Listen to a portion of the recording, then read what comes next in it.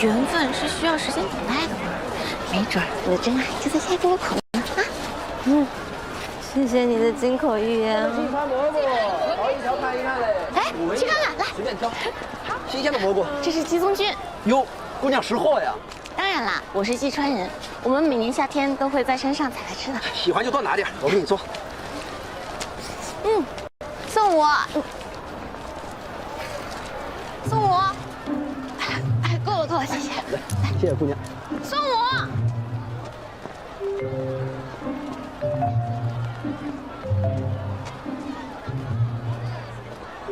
李薇呢？李薇，李薇，李薇，李薇，你在哪？李薇，送我！你在哪？你在哪？小妹妹，你怎么在这里哭啊？你是在叫我吗？你认识我吗？你是谁呀？我要找宋武。我就是宋武呀。你是什么宋武？小妹，送我，小妹，送我。这么大个人还走丢呢。送我。姑娘，你怎么知道在下的名字？你的名字？在下正是宋武。同名同姓啊，真巧。不过我找的是位女子。送我，送我，哥哥，小妹，你跑跑哪儿去了急死我了。哥哥，这个姨也叫宋武。姨姨，这是我哥哥，也叫宋武，是武术的武。我刚才都跟你说过了，不要叫我姨姨，叫姐姐。对恩人怎能这般无礼？小妹顽劣不慎走失，我正在到处寻她，感谢姑娘将其送回。公子不必多礼，小妹找到了就好。舞榭衣轻机上在，文窗窈窕纱有绿。姑娘的名字很好听。你叫宋武，但人家是文绉绉的呢。在下是开书房的，一说到文字，话就多了些。这有什么的？我平日也很爱读书的。宋公子家的书房在哪儿啊？哦，东市铜雀巷，二位姑娘帮我找回了家妹，若改日有暇，可以来书房瞧瞧。若是有喜欢的书籍，就赠与姑娘，要不要谢意？这怎么好意思？那不如就今日，不如我们改日再来。今日我们要回府了，改日，走，快点走。那一言为定。哥哥，哥哥，回家了，回家了。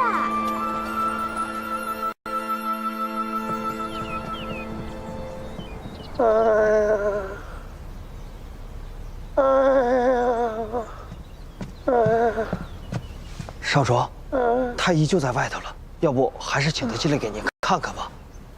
哎呀，哎呀，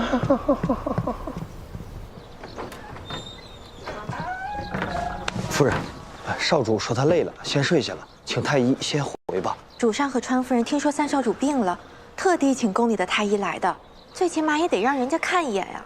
他若是真的累了，那也看完病了再睡，想睡多久睡多久，甚至还可以长眠不醒呢。少主说他真的没有事，就不用了。事情可都闹到主上和川夫人那里了，这说明宫里的人可都知道了。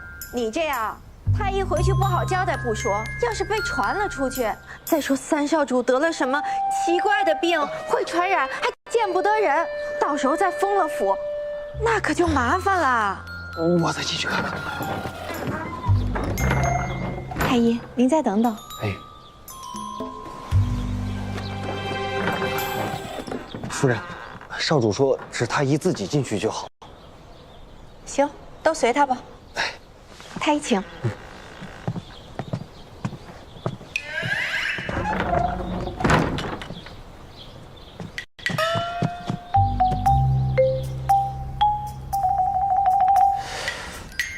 三少主啊，看你这脉象混乱，最近几日可是吃了什么奇怪的东西啊？没有。那可就难断喽。想必啊是什么疑难杂症。说在下经验不足，等待下回到太医院，请其他的太医再为三少主诊脉吧。啊，不用，我这也没什么大事儿，就不麻烦别人。你再帮我看看。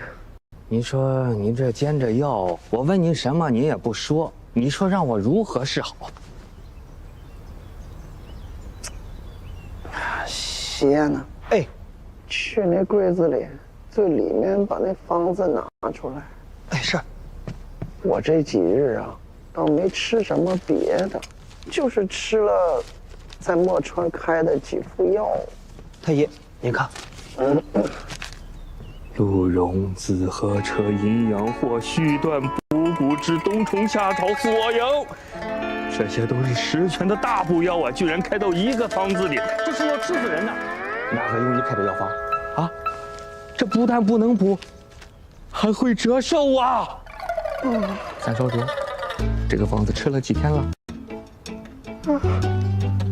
半月有余吧。哎呀，您现在居然还健在！您这身体可真是扛得住啊！是啊，单从这药方上看，三少主，您是被骗了。不能啊！不过你说的也不无道理。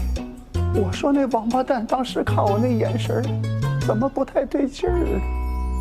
我这一开始啊，就是不想惊动太医，发现我自己有隐疾，不是我那些服人的问题，我就更不想让外人知道。啊，三少主，原来你的隐疾不是这方面，哎呀，就是一直没有孩子嘛。你早说呀！那也不能到处乱开药方，吃坏了身子可怎么办？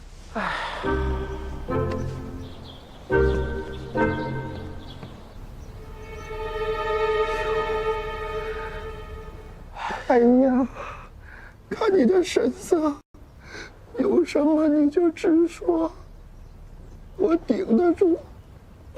你说奇了怪了哈！您虽然说吃错了药，导致脉象虚浮，单说子嗣这方面，你应该没有问题。以下官多年的经验，你有生育能力，你说的是真的？千真万确。可我为什么这么多年一直没有孩子呢？双佳，来，今天是你的生辰，许个愿吧。好，我希望……好了，洗好了，吃饭。哎，海棠姐，快来吃饭，快正好。姐妹们，你们猜我在老三屋门口听见了什么？什么？他跟太医说，他乱吃药，怀疑自己患有隐疾，生不出孩子。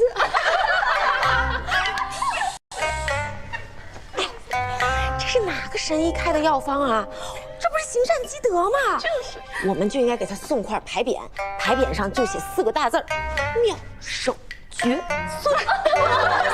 这不报应吗？我记得去年他还给我买生辰礼，结果一上街全给忘了，给自己买块玉。哎，我生辰，他给自己买玉。他每次遇到一个新的人，姐妹们，我给你们学一下啊。姑娘，你是我心尖上的人。姐妹们，结果呢？他那个心呀，就是榴莲，心上全是尖儿，尖儿上全是人。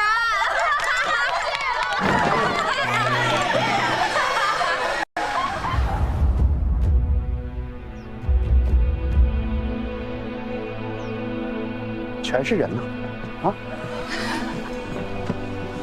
继续吃，都吃好喝好啊！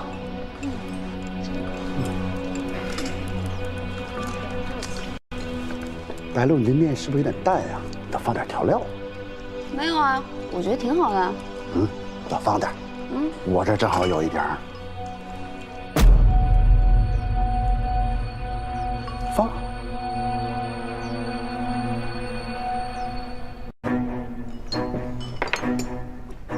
放啊！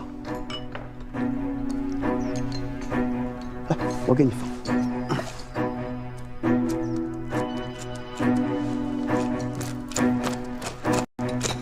你这是做什么？这是闭嘴！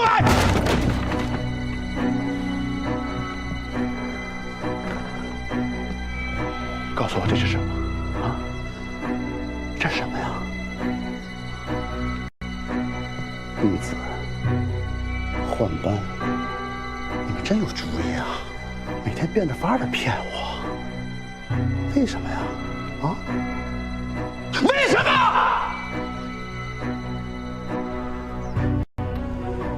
别人也就罢了，白露来，你告诉我，我对你那么温柔，那么体贴，你为什么不肯怀我的孩子？我每年都给你供生辰，难道你不开心吗？难道我对你还不够好吗？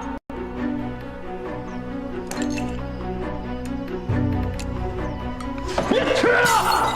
告诉我，到底为什么，露露？我告诉你，老子叫双降。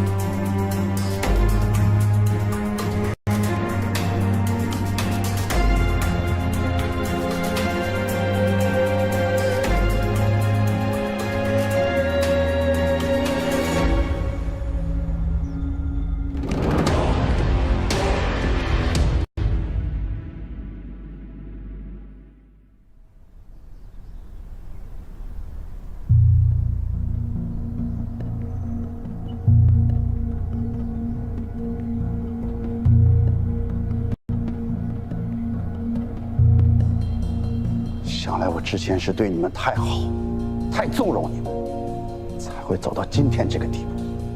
如此看来，我不得不动用家法，好让你们知道，在这个府里，到底谁说了算。来人，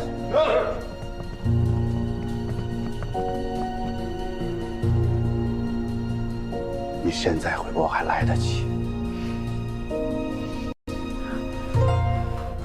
我就问你们怕不怕？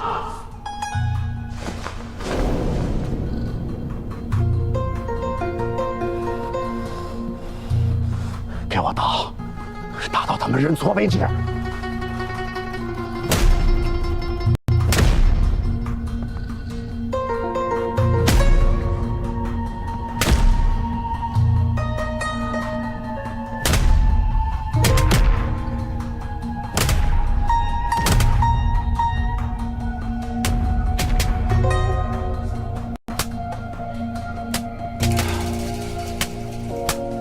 我问你，你到底认不认错？你要打就打吧。你住手！唐姐，唐姐，李薇，你来干什么？三少主与你成亲，做你正夫人的人，是当初新川主亲自选定的。你要是打了他，岂不是忤逆主上？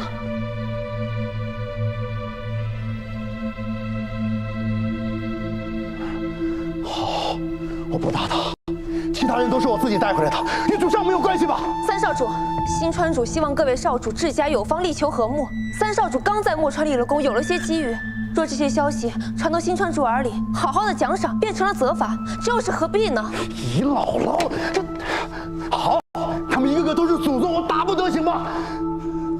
可你们摸着良心说，当初，要不是我好心好意把你们接回来，你们现在在哪儿？没准连小命都没有了。我把你们带到府里，好吃好喝的供着，你们还有哪点不满意？三少主，你是救过我们不假，这份大恩大德我们没齿难忘。但是，你带我们回来，你问过我们的意愿吗？你花言巧语把我们一个个的骗回来。就比如我，你说你一生一世只爱我一个，可结果呢？我进来之后发现是一个又一个，是你先骗了我们的。我那不是骗，你就是为了自己的一己之私，高兴的时候就哄2天，不高兴的时候就晾在一边，再找新的。就是呀，这叫什么好日子呀？别人家好日子可不是这样的。你怎么把我们当人看？就是你根本没把我们当人看。怎么没把我们当人看啊？我做的这些都是为你们好，可你们却到了今天这个局面。是少主，你是一个心存善意的好人，你不如放我们走，我欠你的钱会想办法还上。外面的日子虽然苦，但至少是自由的。我从来没有想过让你们还我钱。你心里有什么委屈，你跟我说。说又有什么用？我倒是说了，结果你说我头脑有问题，还让药师给我开了一堆药，让我把药当饭吃。对，说到吃饭，我们稍微吃胖点，你就要罚我们。之前你就是罚夫人不准吃喝，你都把她饿晕过去了。我之前做的或许有些过分，那也是因为我把你们都放在心上，我希望你们越来越好嘛。放在心上的人也太多了吧？就是。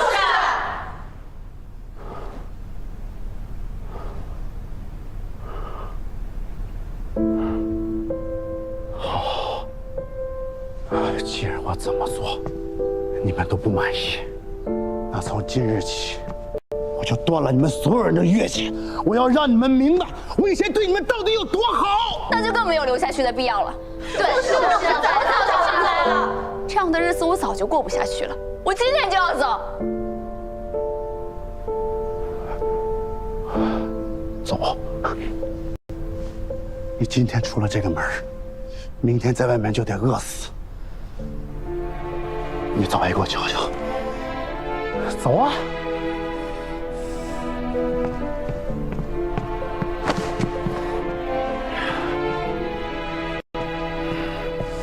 站住！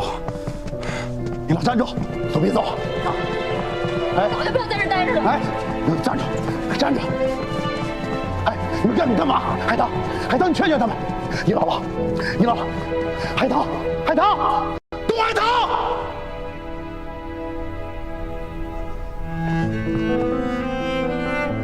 我去看看他们是不是真的走了。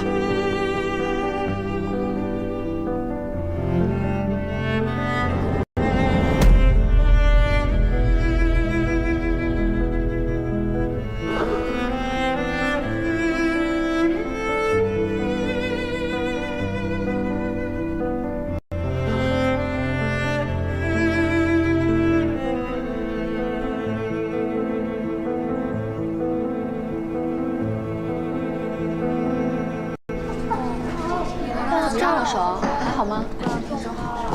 赶紧多上点药。你手没事吧？我也没事。还好吧？没事。你还好吧？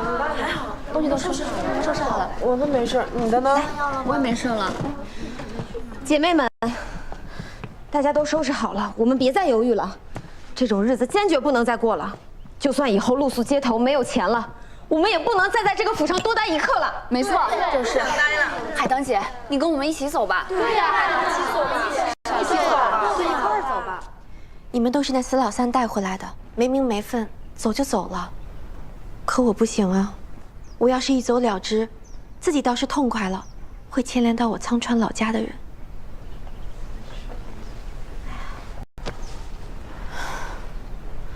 哎，你们就别担心我了。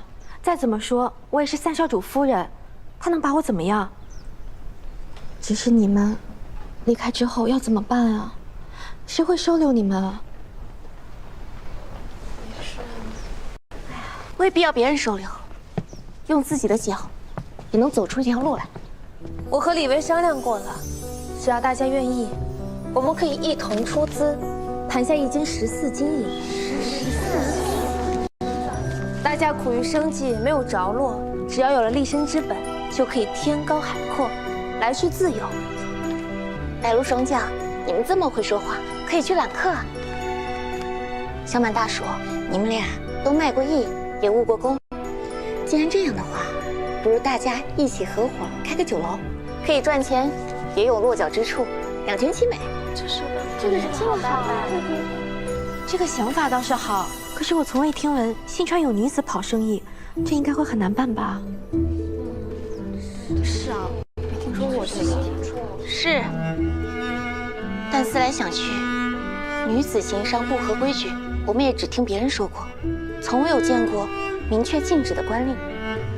既然这样的话，那就说明我们是有路可行的。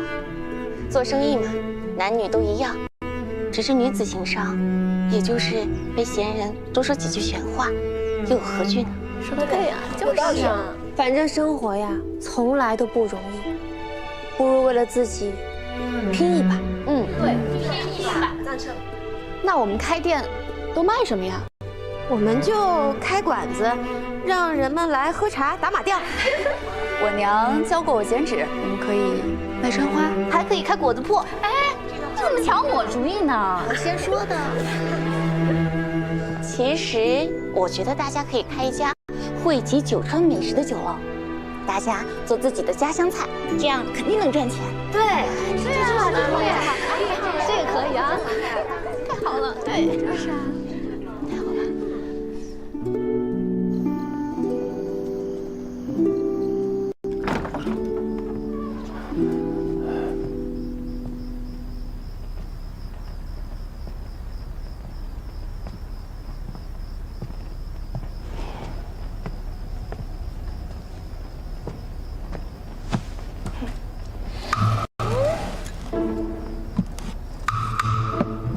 这是我让柳大厨做的红豆汤，里面加了干桂花和芡实，可好喝了，你试试。说吧，什么事？我和元英闯了三少主府，放了节气姑娘们，她们离家出走了，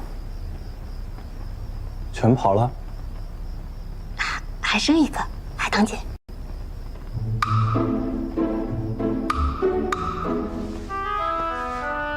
什么意思？节气姑娘们想自己做生意，自力更生。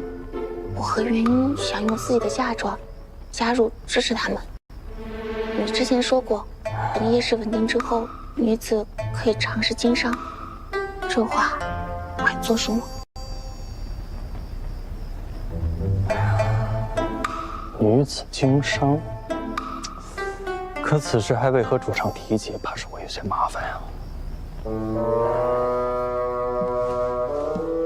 那若是遇到麻烦，我们一起解决。真的？那多谢你，我们先自己试试。你真好。汤这个喝。好。全跑了，完了。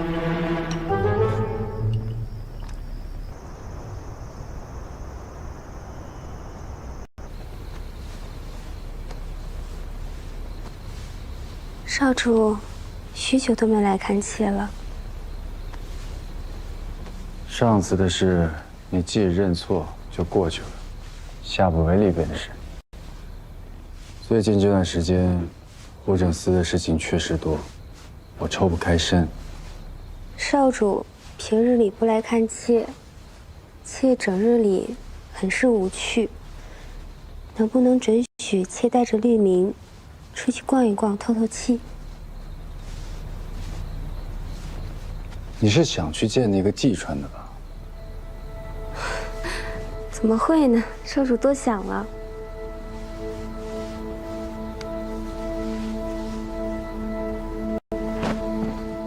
你知道吗？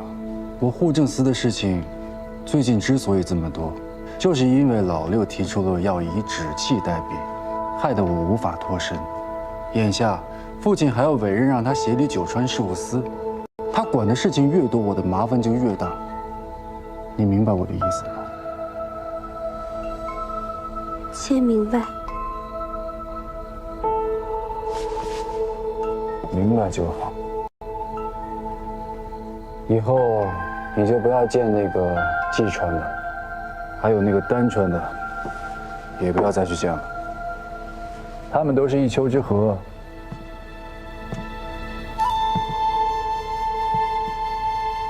我跟你说的这些话，可不会再跟你说第二次。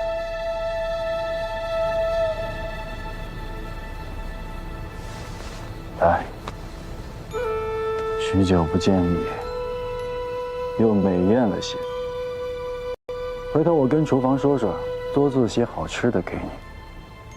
我记得你好像是喜欢吃那个叫螺蛳粉，是吧？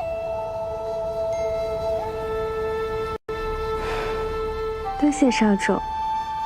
其实这些都不重要，重要的是少主记挂这些，这就很开心了。走了。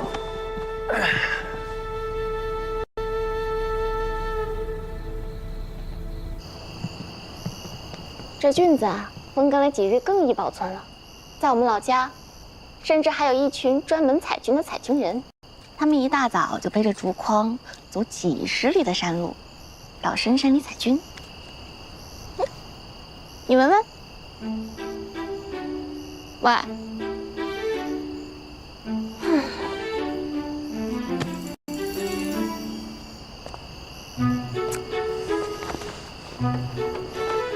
这春天是真的来了呢。李薇，你能不能帮我个忙？什么忙？能不能帮我嫁给那位宋公子？可你跟他就见了一面呢，便胜却人间无数了，这就开始文绉绉的啦。我觉得他跟别人都不一样，他好特别，好有趣。哦，但是我希望这个方法不要显得我特别上赶着，最好是能够让他主动的、迫不及待的想娶我。我觉得只有点难。我建议你出门右转，然后找个神婆。李薇，好，李薇，我知道你一定有办法的，你一定要帮帮我，求你了。哎呀，我想想。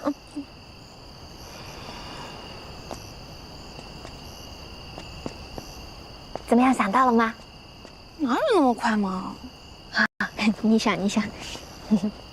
我虽然暂时想不到办法，但有个故事或许可以给你启发。好，你说。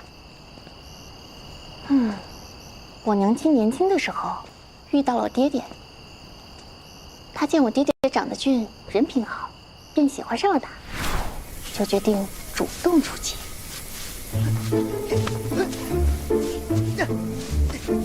嘿，哈，嘿。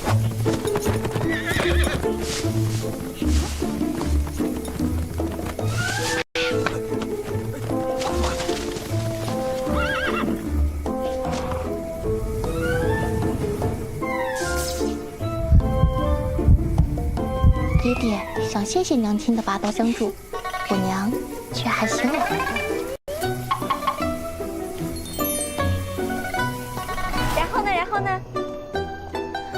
然后我娘亲自己找了媒人上门提亲，祖父母十分满意，爹爹就只能被迫娶了我娘亲。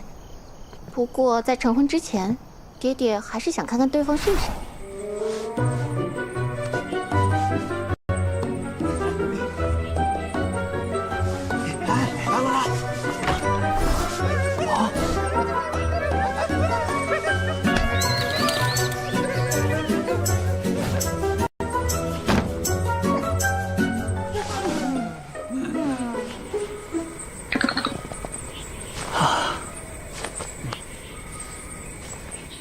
爹爹看我娘这般真心，很是感动，两个人就一直好到了现在。可你猜怎么着？千里捣乱的，门口求亲的，都是我舅舅的狐朋狗友。好，想不到娘亲如此聪明。那当然了，我娘亲是世上唯一一个能用这种方法坑到、追到我弟弟的人。那你说我能不能也用这个方法把孙悟空，追到手啊？试试吧。但就是你娘亲有你舅舅帮忙，我应该找谁帮忙呢？你肯定不行，他都见过你了。要是兄长，不行，兄长这个人太一板一眼了，肯定不会帮我的。那我还能有个人倒很合适。把东西掏出来！这什么呀？这钱？谁要你的钱？你滚！哎，输钱还没给呢。那真是哪有输不给钱呢？怎么啊？把做的对！我告诉你，现在把你们这最贵的藏书给我交出来，不然，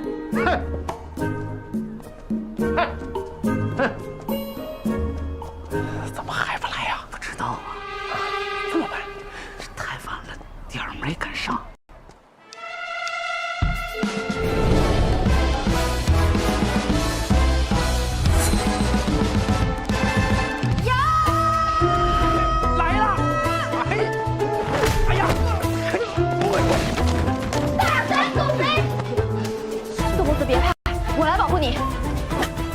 光天化日，朗朗乾坤，竟敢强取豪夺！我要代表正义打败你！那我就让你看一看黑暗的力量吧！上，快上！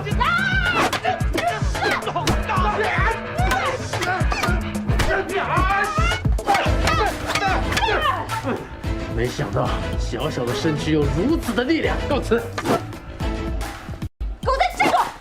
现在求饶，女侠我还可以考虑考虑饶你狗命。打我打呀！女侠饶命，小人有眼不识泰山呐！我不接受你的道歉！哎呀哎呀！轻点，我就是你！哎呀！狗贼！下流！哎呀！狗贼！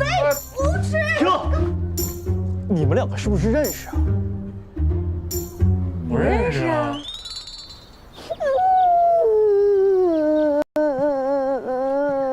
我看你们俩是真没什么缘分，要不咱们换一个？你快说！就是，你这话说的，这不更难受了吗？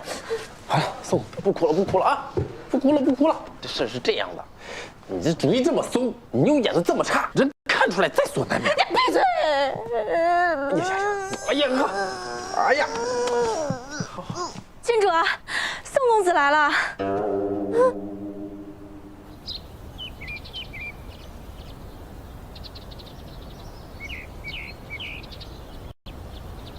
你怎么知道我住在这里？哦，你拉写的。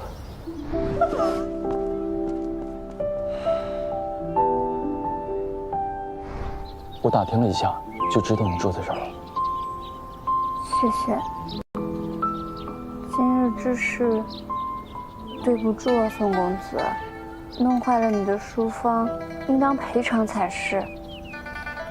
宋公子看看，多少合适啊？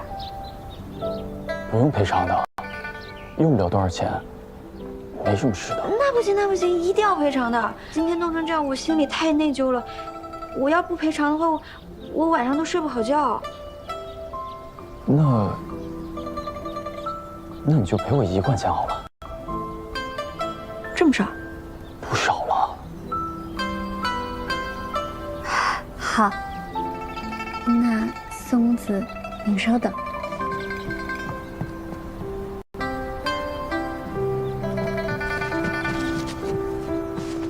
来，宋公子，久等了。是这样的，我的钱呢，都归我兄长管。他这个人吧，特别抠，他每个月就给我一点点，所以呢，我就想跟你商量一下。我呢，大概每天去你的书坊1次，我按日慢慢的还给你，你看成吗？好，宋姑娘，在下今日前来，是有一个问题想问你。今日之事，宋姑娘为何要这样做？千错万错都是我的错，我知道你现在肯定很讨厌我，但我求求你，你就千万别记恨我行吗？对不起。哎，宋姑娘，你们怎么来了？是那叫他吗？不是，是他。但是我跟你说，哎，行，不是，行，没事，放心，不需要了，我回来。宋姑娘，那在下去为姑娘许久，给宋姑娘，请给在下一个机会。哎，你们我先来的，我祖上跟宋家是至交。我说宋姑娘，哎，别演了，宋姑娘，哎，你们，哎，宋公子，我们宋家有冤枉。别演了，哎呀，别吵了。宋我。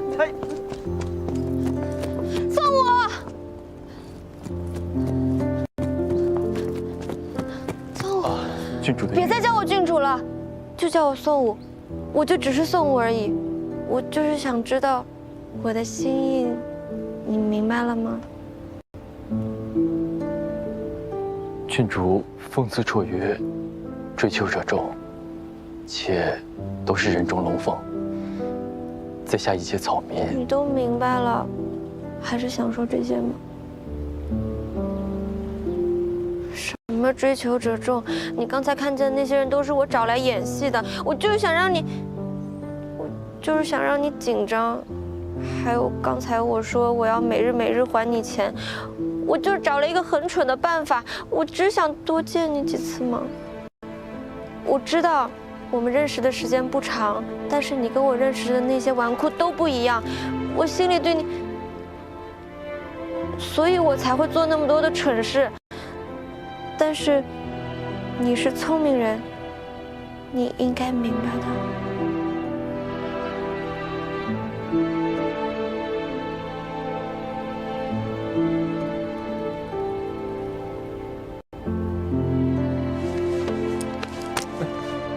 宋姑娘，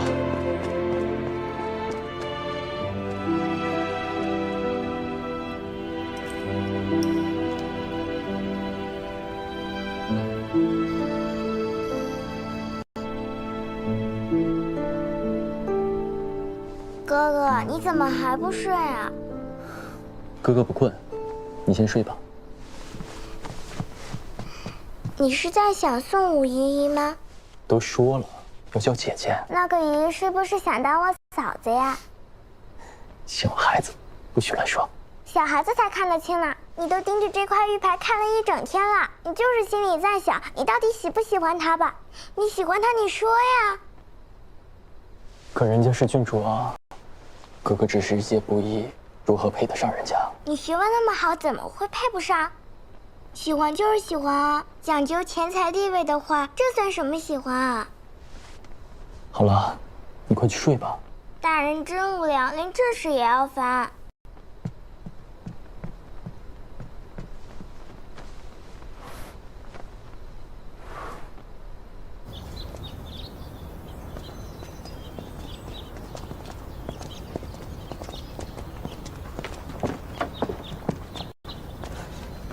宋公子，你有事找我？你忘记拿了。好，谢谢。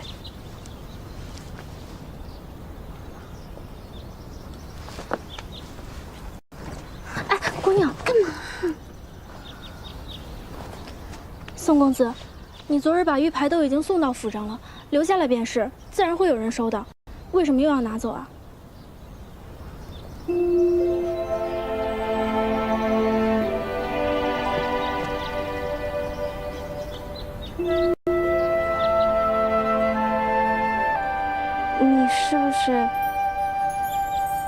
你是不是觉得拿走了玉牌就有理由再见你一面了？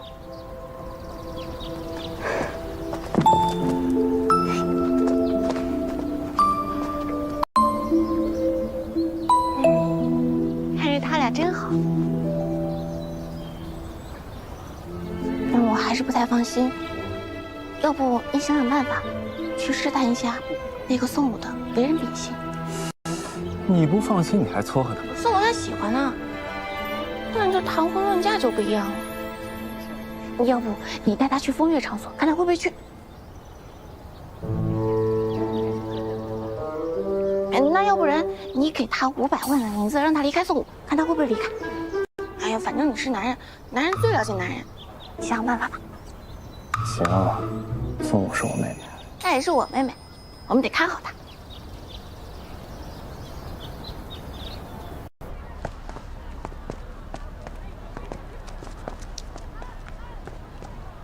抱歉啊，本铺已经打烊了。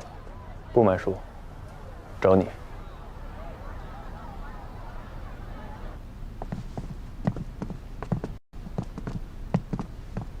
少主请。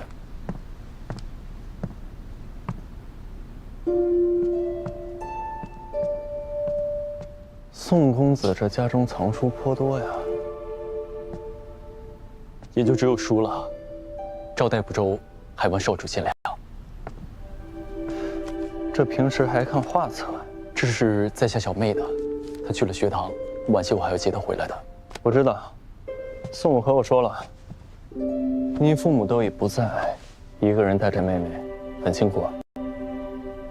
也谈不上辛苦，父母去世的早，我与家妹相依为命，早就已经习惯了。坐。少主今日前来，是为了克宁郡主一事吧？你小子还挺有本事啊！宋武可从未有过意中人。我就想问你，以你现在的家境，你若娶了宋武，日后有何打算？以我现在的身份，自然是配不上他。但今年科考我定会全力以赴。待我入仕立业以后再成家，尽我全力，给他最好的生活。就这么自信？10年寒窗，以书为友，心中自是有数。我倒是看过你的文章，颇有文采。不如这样，我直接举荐你某一个适合的官职，免于科考，这样也方便照顾宋武。你看如何？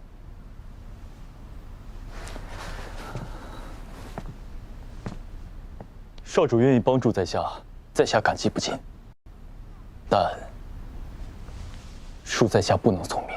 为何？在下的确是喜欢宋武姑娘。得知她是郡主身份以后，在下自惭形秽，更怕她会跟我一起受苦。但宋姑娘相信我能照顾好她，若是届时攀附，只怕将来我会心中有愧，枉读了这些年的圣贤书。至于科考一事，还望刘少主袖手。